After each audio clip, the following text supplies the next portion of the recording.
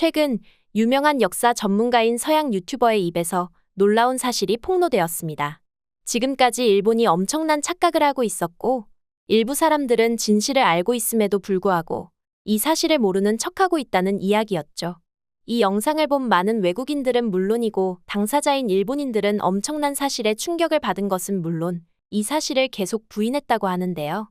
심지어 욕설과 비난을 가하는 등 엄청난 반응이 뒤따랐다고 합니다.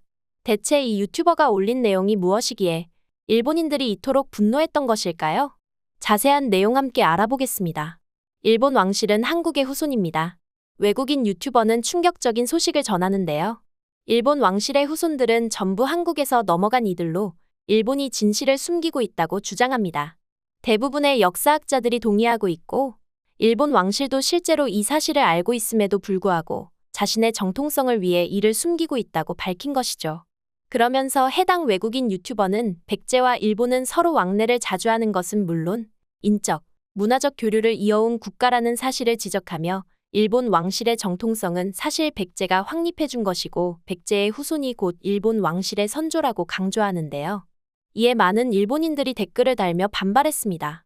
지어낸 이야기 하지 마라. 서양인이 알지도 못하면서 헛소리를 하는 게 맞는 일이냐. 영국 왕실이 로마 제국의 후손에서 비롯되었다는 소리나 마찬가지다. 전부 헛소리다. 왕실에 대해 아무런 지식이 없는 서양인은 조용히 입 다물고 있는 것이 좋다. 일본에서 산 적이 있는지 궁금하다. 만일 그런 것이 아니라면 왜 그러는지 의도가 궁금하다. 한국에 돈을 받고 이런 영상을 제작하는 것이냐? 한국인이라면 그럴 수 있다. 일본어 댓글은 물론 영어로 댓글을 달며 이 사실에 붕괴하는 이들이 많았는데요. 그러자 이러한 반박 댓글에 외국 유튜버는 역사적 사실이라고 말하며 일본 서기에 이러한 내용이 있다고 밝혀버립니다. 이 유튜버가 말한 일본 서기는 정확히 말하면 속일본기를 지칭하는 단어인데요. 일본의 공식 역사서로 취급되는 중요한 문서로 일본 서기의 속편을 지칭하죠. 이 속일본기에는 의미심장한 구절이 있습니다. 엔라쿠 8년 12월 28일에 사망한 황태후 다카노노 니가사를 5회 살릉의 장사를 지냈다. 여기서 다카노노 니가사는 바로 간무 일왕의 어머니로 이 황태후의 혈통에 대해 남긴 구절이 논란을 일으켰죠. 황태후의 성이 야마토이며 이름은 니가사다. 황태후의 조상은 백제 무령왕의 아들 순타테자로부터 나왔다. 또한 이 구절에 이어 호키 연간의 성을 다카노노 아손으로 바꾸고 간무 일왕이 즉위한 뒤 호칭을 황대 부인으로 바꾸었다는 구절도 등장하는데요. 또 다른 구절에서는 그녀의 핏줄에 대해 이렇게 말합니다. 다카노노 니가사의 혈통을 거슬러 올라가면 백제의 먼조상인 도모왕이며 하백의 딸이 해의 정기에 감응하여 낳은 자식이 쭉 계보를 이어 지금의 니가사로 이어졌다.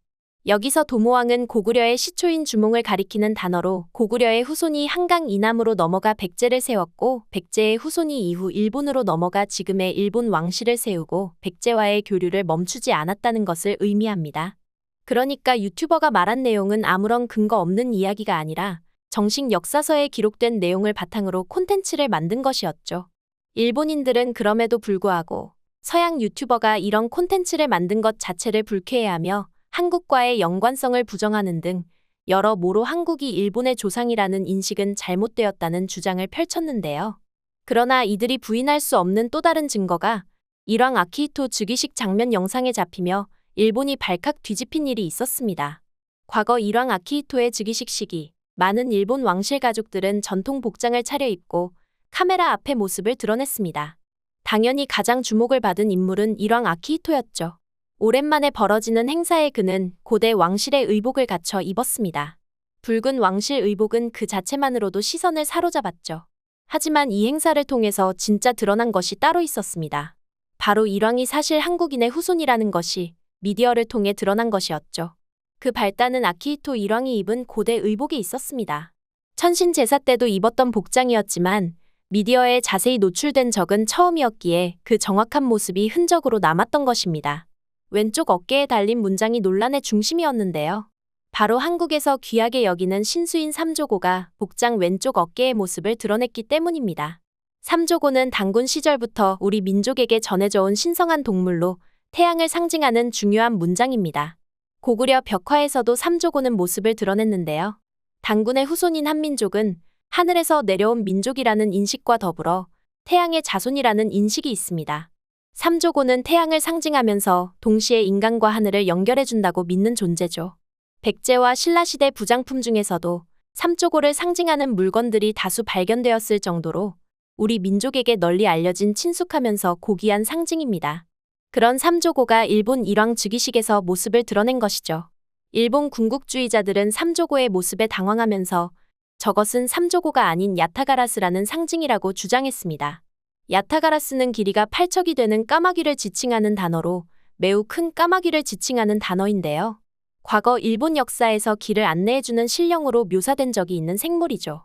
하지만 복장 속에서 나타난 삼조고의 생김새와 상징성을 생각했을 때 일본의 요괴로 취급받는 야타가라스를 일왕의 즉위식에 사용하는 것은 상식적으로 맞지 않는 일입니다. 결국 야타가라스라는 주장은 일본 군국주의자들이 급하게 지어낸 변명으로 삼조고의 흔적을 지우기 위해 급조한 것임을 알 수 있었죠. 사실 학문적 양심을 지키는 일본의 적지 않은 학자들이 한국이 일본의 조상이라는 사실을 인지하고 있습니다.